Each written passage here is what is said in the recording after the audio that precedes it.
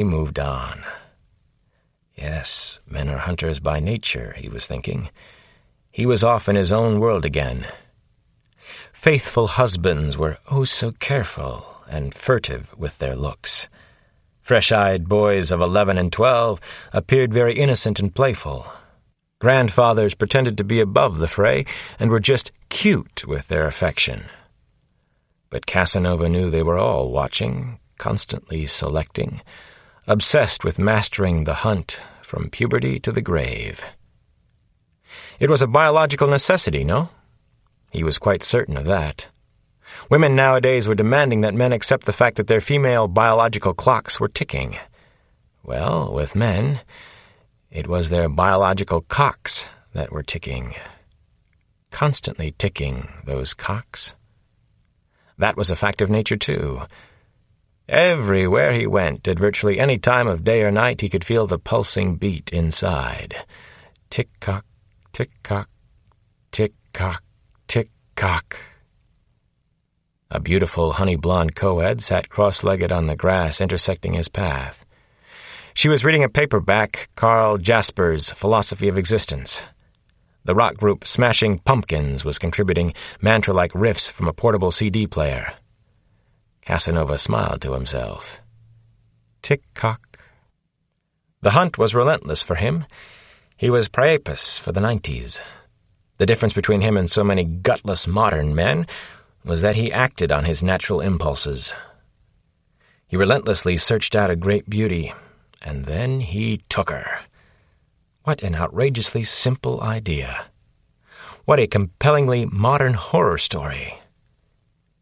He watched two petite Japanese co-eds chowing down on greasy North Carolina barbecue from the new Crook's Corner 2 restaurant in Durham. They looked so delicious eating their dinner, wolfing their barbecue like small animals. North Carolina barbecue consisted of pork cooked over a fire, seasoned with a vinegar-laced sauce, then finely chopped. You couldn't eat barbecue without slaw and hush-puppies. He smiled at the unlikely scene. Yum. Still, he moved on. Sights and scenes caught his eye.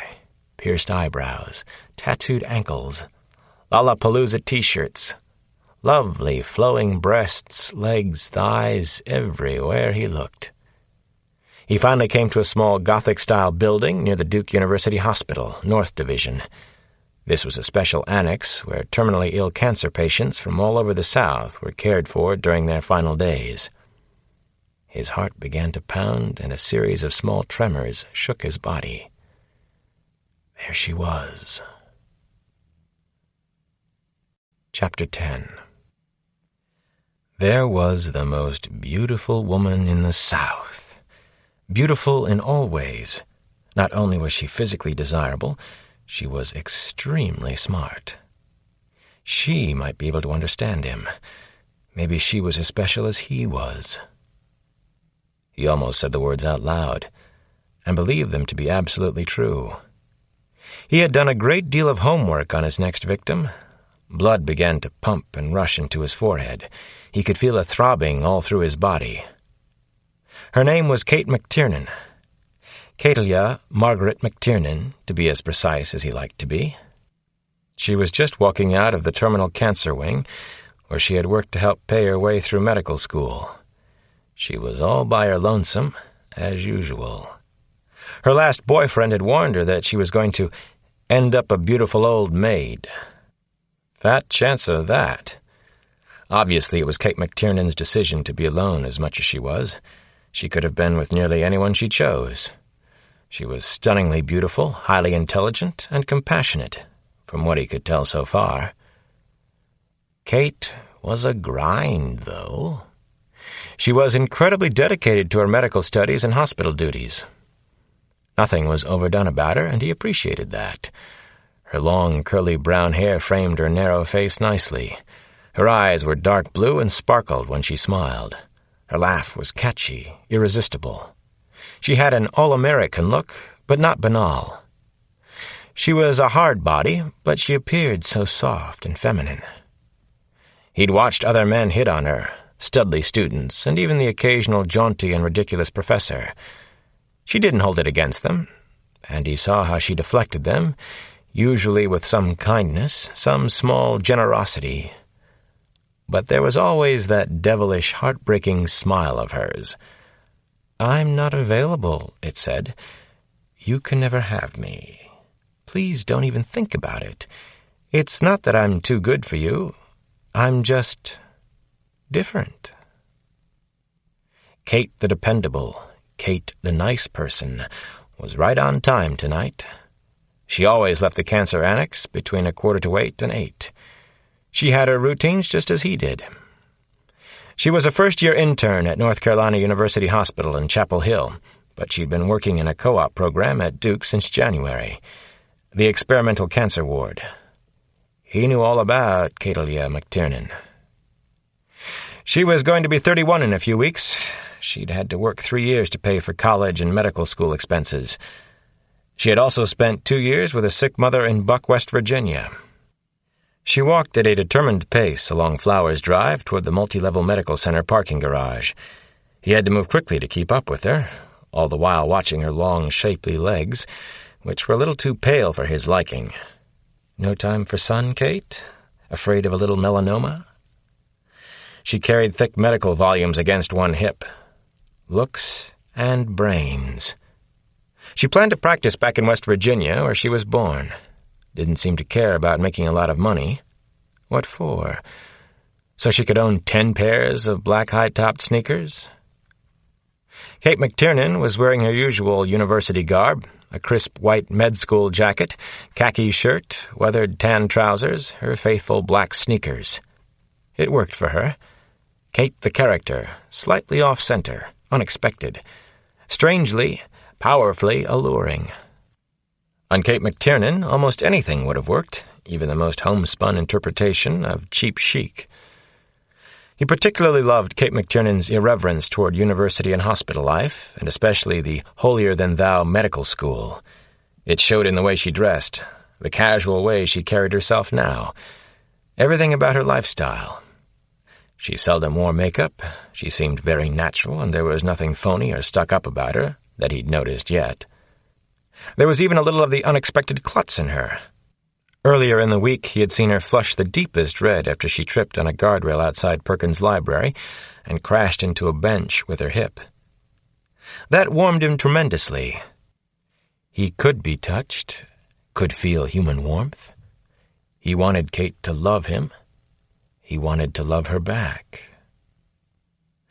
That was why he was so special, so different. It was what separated him from all the other one-dimensional killers and butchers he had ever heard or read about. And he had read everything on the subject. He could feel everything. He could love. He knew that. Kate said something amusing to a 40-ish-looking professor as she walked past him. Casanova couldn't hear it from where he was watching. Kate turned for some quick repartee, but kept on walking, leaving the professor with her luminous smile to think about. He saw a little jiggle action as Kate whirled around after her brief interchange with the prof. Her breasts weren't too large or too small. Her long brown hair was thick and wavy, shiny in the early evening light, revealing just a touch of red. Perfect in every detail.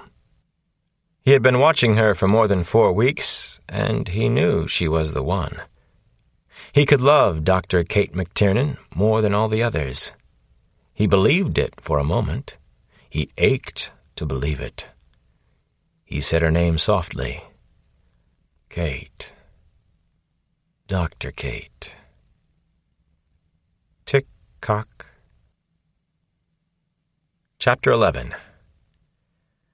Samson and I took shifts at the wheel on the 4-hour haul from Washington down into North Carolina. While I drove, the Man Mountain slept. He wore a black T-shirt that bluntly said, "Security," economy of words.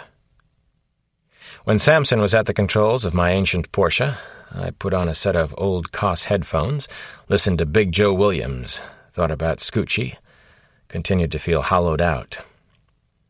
I couldn't sleep. Hadn't slept more than an hour the night before. I felt like a grief-stricken father whose only daughter was missing. Something seemed wrong about this case. We entered the South at noon. I had been born around 100 miles away in Winston-Salem. I hadn't been back there since I was 10 years old, the year my mother died and my brothers and I were moved to Washington. I'd been to Durham before, for Naomi's graduation. She had finished Duke undergraduate summa cum laude, and she received one of the loudest, cheeriest ovations in the history of the ceremony. The Cross family had been there in full force. It was one of the happiest, proudest days for all of us. Naomi was the only child of my brother Aaron, who died of cirrhosis at 33. Naomi had grown up fast after his death. Her mother had to work a 60-hour week for years to support them, so Naomi was in charge of the house from around the time she was 10. She was the littlest general. She was a precocious little girl and read about Alice's adventures in Through the Looking Glass when she was only 4. A family friend gave her violin lessons, and she played well. She loved music and still played whenever she had time. She graduated number 1 in her class at John Carroll High School in D.C. As busy as she was with her studies, she found time to write graceful prose on what life was like growing up in the projects. She reminded me of a young Alice Walker. Gifted, very special, missing for more than 4 days. The welcome mat wasn't out for us at Durham's brand-new police headquarters building, not even after Sampson and I showed our badges and IDs from Washington. The desk sergeant wasn't impressed. He looked like something like the TV weatherman Willard Scott. He had a full crew cut, long thick sideburns, and skin the color of fresh ham. After he found out who we were, it got a little worse. No red carpet, no Southern hospitality, no Southern comfort. Sampson and I got to sit and cool our heels in the duty room of the Durham Police Department. It was all shiny glass and polished wood. We received the kind of hostile looks and blank stares usually reserved for drug dealers caught around grade schools.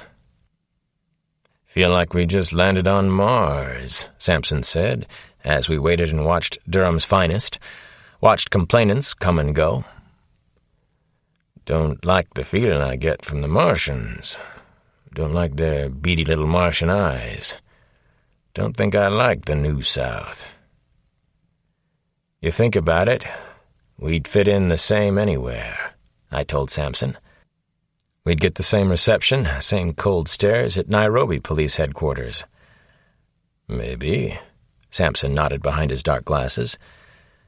"But at least they'd be black Martians. At least they'd know who John Coltrane is." Durham detectives Nick Ruskin and Davy Sykes finally came down to see us an hour and a quarter after we arrived. Ruskin reminded me a little of Michael Douglas in his dark hero cop roles. He wore a coordinated outfit, green and tan tweed jacket, stone-washed jeans, yellow pocket tee. He was about my height, which would make him 6'3" or so, a little bigger than life. His long, brownish hair was slicked back and razor-cut. Davy Sykes was well-built. His head was a solid block that made sharp right angles with his shoulders. He had sleepy oatmeal-brown eyes, almost no effect that I could discern.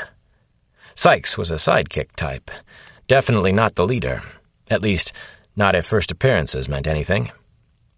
The 2 detectives shook hands with us and acted as if all were forgiven, as if they were forgiving us for intruding. I had the feeling that Ruskin especially was used to getting his way inside the Durham PD. He seemed like the local star, the main man around these parts, matinee idol at the Durham triplex. "Sorry about the wait, Detective Cross, Sampson. It's been busy as a son of a bitch around here," Nick Ruskin said. He had a light Southern accent, lots of confidence in himself. He hadn't mentioned Naomi by name yet. Detective Sykes was silent, didn't say a word. "You two like to take a ride with Davy and me? I'll explain the situation on the way. There's been a homicide. That's what's had us all tied up. Police found a woman's body out in F-land. This is a real bad one." Chapter 12. This is a real bad one, A woman's body in F-land. What woman?